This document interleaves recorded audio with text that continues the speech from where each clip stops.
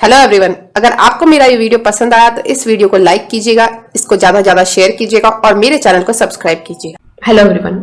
आज जो मैं अपना वीडियो बनाने जा रही हूँ वो इन कोड क्राइम के अंदर जो नेक्स्ट जो दो क्राइम्स है, जो क्रिमिनल कॉन्स्पिरेसी है और अटेम्प्ट है, इन दोनों पर्टिकुलर क्राइम्स के ऊपर मैं ये पर्टिकुलर वीडियो अपना बना रही हूँ। और इस पर्टिकुलर वीडियो के अंदर मैं क्रिमिनल कॉन्स्पिरेसी को डिस्कस करूंगी जो सेक्शन 120A के अंदर दे रखा है और सेक्शन 120B के अंदर, और इसके अंदर मैं अटेम्प्ट को भी डिस्कस करूंगी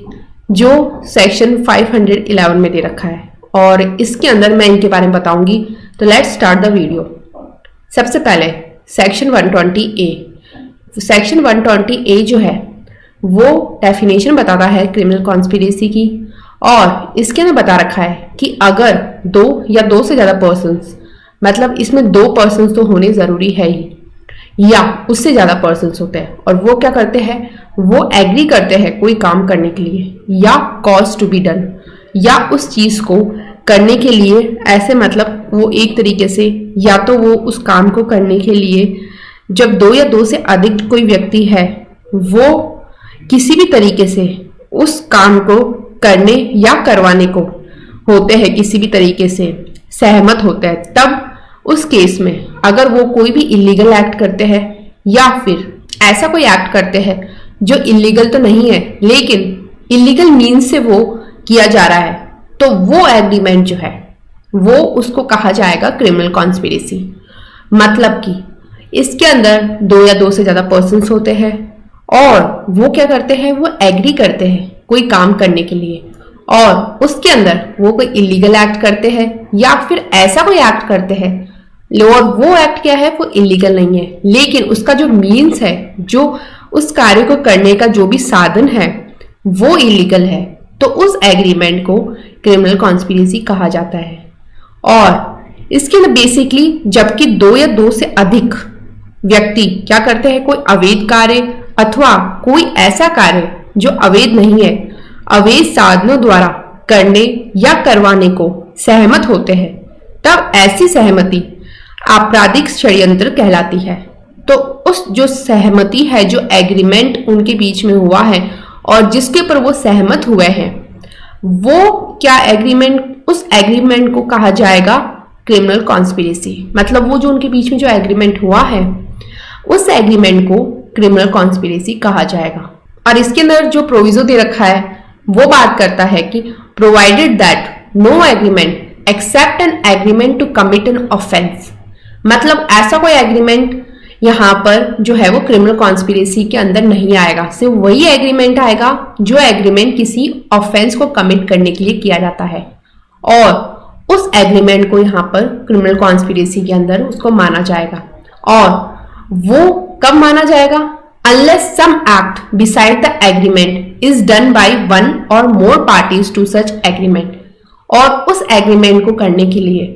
कोई एक्ट होना जरूरी है, और वो एक्ट कौन करेगा, वो एक्ट करेगा एक या एक से ज्यादा पार्टीज जो उस एग्रीमेंट की है। तो उस एक्ट के साथ में एक एग्रीमेंट भी होना जरूरी है, और वो एग्रीमेंट एक या एक से ज्यादा पार्टीज करती है, और वो एग्रीमेंट जो कर रहे हैं वो उस परसुएंस में वो एक्ट के, वो जो एक्ट कर रहे हैं वो एक्ट उस एग्रीमेंट के परसुएंस में वो कर रहे हैं, और उस एग्रीमेंट को यहाँ पर क्रिमिनल कॉन्स्पिरेसी माना जाएगा। और इसके अंदर प्रोविजन बेसिकली यही बात बता रखी है कि परंतु किसी अपराध को करने की सहमति के सिवाय कोई सहमति आपराधिक षड्यंत्र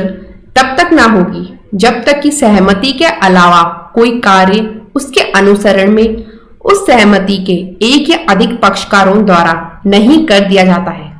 तो उस केस में ही यहाँ पर उस चीज को, जो यहाँ पर जो ये काम कर रहे हैं, वो एग्रीमेंट जो कर रहे हैं, उसको यहाँ पर क्रिमिनल कॉन्स्पिरेसी माना जाएगा।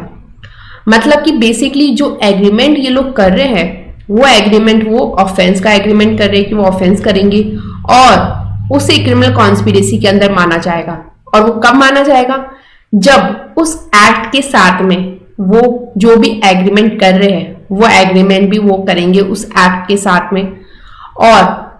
वो एग्रीमेंट और वो एक्ट वो कौन कर रहे हैं, एक या एक से ज्यादा पार्टीज कर रहे हैं, तो उस केस में। और इसके अंदर फिर एक एक्सप्लेनेशन भी है जो ये बात करता है कि ये इमैटेरियल है, कि जो इलीगल एक्ट है वो ही अल्टीमेट ऑब्जेक्ट है उस एग्रीमेंट का, या वो मियरली इंसिडेंटल है उस ऑब्जेक्ट के साथ में। मतलब ये चीज मटेरियल नहीं है कि जो इलीगल एक्ट है वो ही अल्टीमेट ऑब्जेक्ट है उस एग्रीमेंट का, या उससे इंसिडेंटल है उस ऑब्जेक्ट के, ये जरूरी नहीं है। और ये इलीगल एक्ट जो है उसका अल्टीमेट ऑब्जेक्ट होना यहाँ पर जरूरत नहीं है उसकी, कि वो एक्ट जो है इलीगल वो ही उसका ऑब्जेक्ट है उस एग्रीमेंट का। वो उसका ऑब्जेक्ट है भी या नहीं भी हो सकता है, ये यहाँ पर जरूरी नहीं है। और अगर वो इलीगल एक्ट जो है उसका ऑब्जेक्ट नहीं है तो भी उस एग्रीमेंट को यहाँ पर क्रिमिनल कॉन्स्पिरेसी माना जाएगा। और इसके अंदर जो स्पष्टीकरण जो है बेसिकली ये बात करता है कि ये तत्वहीन है कि जो अवैध कार्य है वो ऐसी सहमति का चरम उद्देश्य है या उस उद्देश्य का आनुषंगिक मात्र है। तो ये चीज जो है वो मटेरियल नहीं है यहाँ पर, ये एक तरीके से तत्वहीन है कि जो इलीगल एक्ट है वो अल्टीमेट ऑब्जेक्ट ही है उस एग्रीमेंट का। वो उसका अल्टीमेट ऑब्जेक्ट हो भी सकता है और नहीं भी हो सकता, और या वो मियरली उससे इंसिडेंटल है उस ऑब्जेक्ट के साथ में। तो उस केस में भी उस एग्रीमेंट को क्रिमिनल कॉन्स्पिरेसी ही माना जाएगा। और फिर उसके बाद में इसके अंदर जो सेक्शन 120B भी है, और वो बात करता है इसकी पनिशमेंट की। जो क्रिमिनल कॉन्स्पिरेसी है उसके पनिशमेंट के बारे में इसके अंदर बता रखा है, और ये बात करता है कि अगर कोई पार्टी है क्रिमिनल कॉन्स्पिरेसी की कोई भी ऑफेंस कमिट करने के लिए, और वो कौन सा ऑफेंस कर रही है, वो कर रही है ऐसा कोई ऑफेंस जो पनिशेबल है डेथ से, या फिर इम्प्रीजमेंट फॉर लाइफ से, या कोई रीग्रेस इम्प्रीजमेंट है, और वो कैसी है 2 साल या उससे ज्यादा की है, और जहां पर कोई भी एक्सप्रेस प्रोविजन नहीं दे रखे पनिशमेंट के लिए उस कॉन्स्पिरेसी के, तो उस पर्सन को कैसे पनिश किया जाएगा? उसको उसी मैनर में पनिश किया जाएगा जैसे उसने अबेट किया है उस ऑफेंस को, वैसे ही उस पर्सन को पनिश किया जाएगा। मतलब कि यहाँ पर अगर वो पार्टी होता है क्रिमिनल कॉन्स्पिरेसी की, और वो पार्टी होकर ऐसा कोई ऑफेंस कर देता है वो जो या तो डेथ से पनिशेबल होता है, या फिर इम्प्रीजमेंट फॉर लाइफ से होता है, या कोई रीग्रेस इम्प्रीजमेंट से होता है वो पनिशेबल, और वो रीग्रेस इम्प्रीजमेंट कितने टर्म की है 2 साल या उससे ज्यादा की है, और उसके बारे में अगर कोई एक्सप्रेस प्रोविजन नहीं दे रखे उस पनिशमेंट के लिए उस कॉन्स्पिरेसी के, तो उस केस में उसे ऐसे ही पनिश किया जाएगा, इस मैनर में ही पनिश किया जाएगा जैसे उसने अबेट किया है उस ऑफेंस को, वैसे ही उसे पनिश किया जाएगा। मतलब कि जो कोई मृत्यु, आजीवन कारावास या 2 वर्ष या उससे अधिक अवधि के कठिन कारावास से दंडनीय अपराध करने के आपराधिक षड्यंत्र में शरीक होगा, यदि ऐसे षड्यंत्र के दंड के लिए इस संहिता में कोई अभिव्यक्त उपबंध नहीं है, तो वह उसी प्रकार दंडित किया जाएगा मानो उसने ऐसे अपराध का दुष्प्रेरण किया था, वैसे ही उसे पनिश किया जाएगा। और फिर इसके बाद में इसका जो सबसेक्शन 2 है वो बात करता है कि जो भी पार्टी है क्रिमिनल कॉन्स्पिरेसी की, और वो उस क्रिमिनल कॉन्स्पिरेसी की नहीं है जो कमिट करने का है उस ऑफेंस का जो ऊपर वाला जो सबसेक्शन 1 है उसके अंदर पनिशेबल है। मतलब उन जो सबसेक्शन 1 के अंदर जो क्रिमिनल कॉन्स्पिरेसी है उसके अलावा अगर कोई क्रिमिनल कॉन्स्पिरेसी है और उसकी अगर कोई पार्टी है, तो उसे कैसे पनिश किया जाएगा? उसे ऐसे पनिश किया जाएगा जो इम्प्रीजमेंट से है, जो आइदर डिस्क्रिप्शन की हो सकती है और उस टर्म के लिए होगी जो 6 महीने से ज्यादा नहीं है, या फिर फाइन से भी हो सकता है वो पनिशेबल, या दोनों से, इम्प्रीजमेंट और फाइन से। मतलब कि वो ऐसी पार्टी है वो क्रिमिनल कॉन्स्पिरेसी की, और वो क्रिमिनल कॉन्स्पिरेसी जो सबसेक्शन 1 में दे रखी है उसकी अंदर वो कवर नहीं होता। मतलब उस क्रिमिनल कॉन्स्पिरेसी के अलावा कोई क्रिमिनल कॉन्स्पिरेसी है तो उसे या तो 6 महीने मिलेंगे दंड के तौर पर, उसको पनिश किया जाएगा, या फिर फाइन, या दोनों। और इसके अंदर बेसिकली ये बात बता रखी है कि जो कोई पूर्वक रूप से दंडनीय अपराध को करने के आपराधिक षड्यंत्र से भिन्न किसी आपराधिक षड्यंत्र में शरीक होगा, वह दोनों में किसी भांति के कारावास से जिसकी अवधि 6 माह से अधिक की नहीं होगी, या जुर्माने से या दोनों से दंडित किया जाएगा, तो उस केस में उसे ये पनिशमेंट मिलेगी। और ये बात इसके अंदर बता रखी है। और इसके अंदर जो क्रिमिनल कॉन्स्पिरेसी है उसके अंदर सेक्शन 120A और सेक्शन 120B दे रखे हैं। और इन दोनों पर्टिकुलर सेक्शंस के अंदर जो सेक्शन 120A है उसके अंदर तो इसकी डेफिनेशन दे रखी है, और सेक्शन 120B के अंदर इसके बारे में पनिशमेंट दे रखी है। और ये जो बेसिकली जो सेक्शन 120A है और सेक्शन 120B है वो बेसिकली क्रिमिनल कॉन्स्पिरेसी के बारे में ही बात करते हैं। और फिर इसके बारे में जो नेक्स्ट इसमें टॉपिक है वो है अटेम्प्ट्स का, और ये सेक्शन 511 में है दे रखा है। और इसके अंदर अटेम्प्ट के बारे में बता रखा है कि अटेम्प्ट क्या होता है। ये बेसिकली इसके अंदर सेक्शन जो 511 है इसमें अटेम्प्ट के बारे में बता रखा है। और ये एक तरीके से प्रयत्न दे रखा है, मतलब अटेम्प्ट्स दे रखा है। अटेम्प्ट क्या होगा वो सेक्शन 511 में दे रखा है। और ये भी एक तरीके का इन कोड क्राइम है। इसके अंदर दे रखा है कि जो whoever attempts to commit an offense punishable by this code, जो अटेम्प्ट करता है कोई भी ऑफेंस करने के लिए और जो पनिशेबल है इस कोड से, और वो किस मतलब पनिशमेंट के पनिशेबल या तो इम्प्रिजमेंट फॉर लाइफ से है या फिर इम्प्रिजमेंट से है, या कॉज करना ऐसा कोई ऑफेंस कि वो कमिट हो, और उस अटेम्प्ट में अगर कोई भी एक्ट होता है उस ऑफेंस के कमीशन के टुवर्ड्स, तो उस केस के अंदर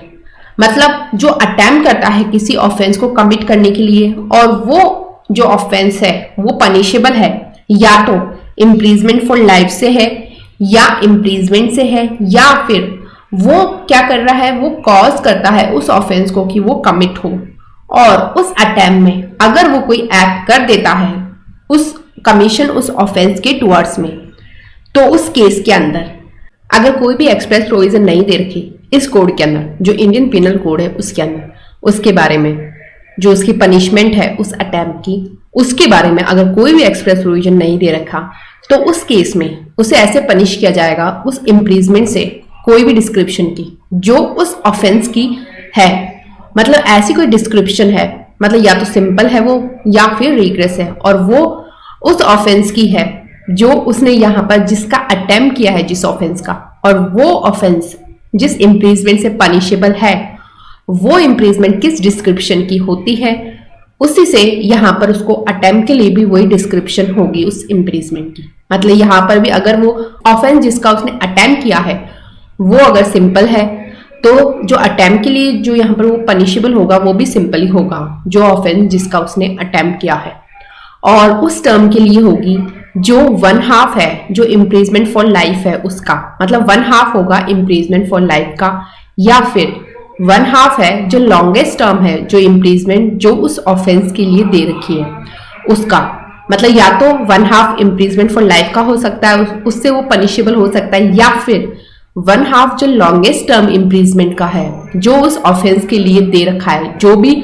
ऑफेंस जिसका उसने अटेम्प्ट किया उस ऑफेंस का 1/2 होगा जो लॉन्गेस्ट टर्म है उसका, जो मतलब सबसे लंबा जो उसका टर्म है ना उसका 1/2 हो जाएगा। और या फिर फाइन से जो भी उस ऑफेंस के लिए प्रोवाइडेड है वो फाइन उसको देना होगा, या फिर दोनों से भी वो पनिशेबल हो सकता है।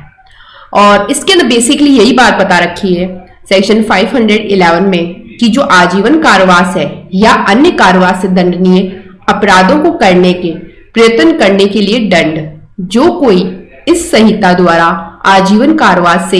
या कारावास से दंडनीय अपराध करने का या ऐसा अपराध कारित किए जाने का प्रयत्न करेगा और ऐसे प्रयत्न में अपराध करने की दिशा में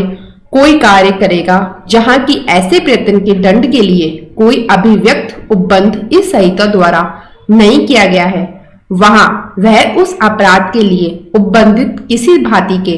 कारावास से उस अवधि के लिए जो यथास्थिति आजीवन कारावास से आधे तक की या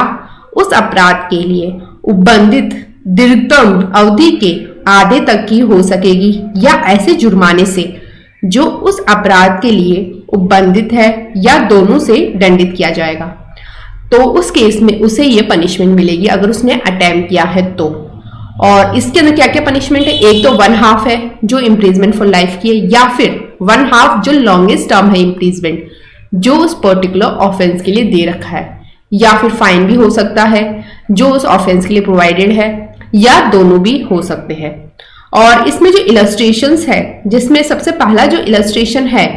वो है कि ए ने क्या किया, अटेम्प्ट किया स्टील करने के लिए some jewels by breaking open a box and finds after so opening the box that there is no jewel in it. He has done an act towards the commission of theft and therefore is guilty under this section. ए ने क्या किया, उसने attempt किया कि वो jewels जो है उनको वो चोरी कर ले। और वो कैसे चोरी करेगा, वो ब्रेक करके एक बॉक्स को, और उसने जब वो उसको ओपन किया बॉक्स को तो वहां पर कोई भी ज्वेल नहीं थे, और उसने ये एक्ट किया थेफ्ट के कमीशन के टुवर्ड्स, और इसलिए उसको इस सेक्शन के अंदर गिल्टी माना जाएगा। क्योंकि ये जो थेफ्ट का जो ऑफेंस था वो नहीं हुआ, क्योंकि वहां पर वो जो थे ज्वेल्स जो थे वो थे ही नहीं उस समय वहां पर, तो वो ऑफेंस तो नहीं हुआ, लेकिन उसका अटेम्प्ट हुआ।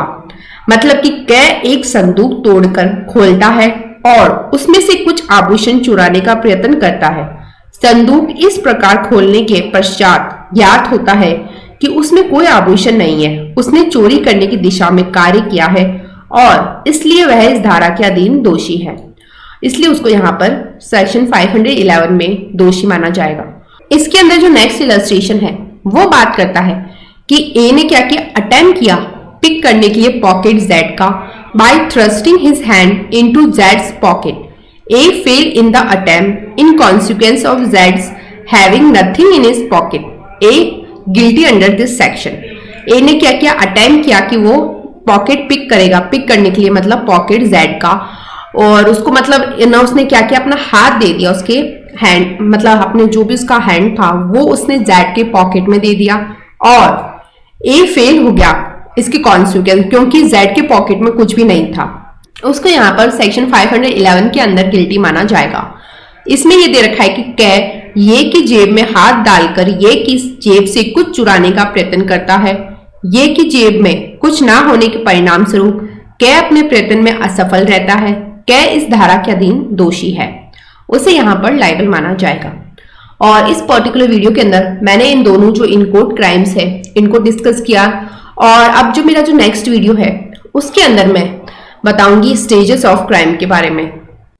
अगर आपको मेरे इस वीडियो से कुछ भी अच्छा सीखने को मिला तो मेरे इस वीडियो को लाइक कीजिएगा, इससे ज्यादा शेयर कीजिएगा और मेरे चैनल को सब्सक्राइब कीजिएगा। Thank you and stay tuned.